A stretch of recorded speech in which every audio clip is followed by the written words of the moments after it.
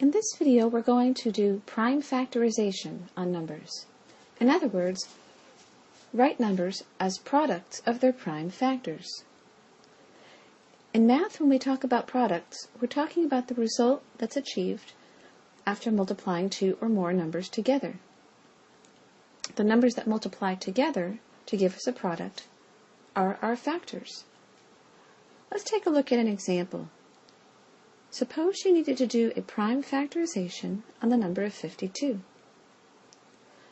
Because we want to break 52 down into a product of prime numbers, it's helpful to try to find a prime number that will divide into 52. For example, I know that 2 is a prime number because 2 is divisible only by itself or the number 1. I see that I can divide 2 into 52 26 times. So I write 26 here. Now I look at the number 26. I see that I can divide 2 into it with 13 left over. I can't break 13 down any further, nor can I break the 2's down any further.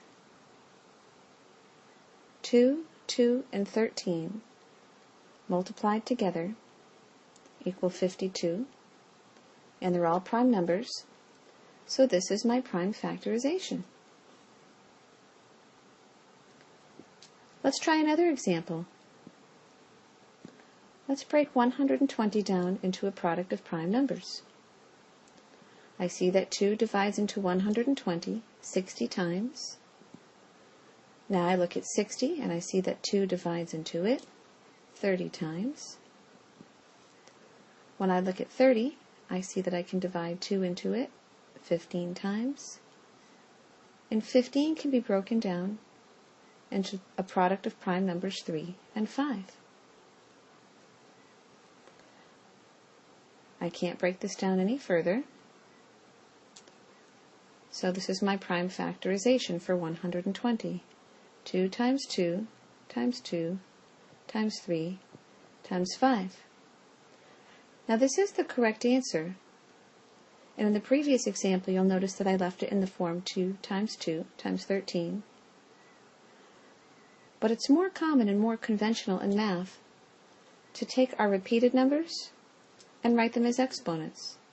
So in other words, 2 times 2 times 2 is the same as saying 2 to the third power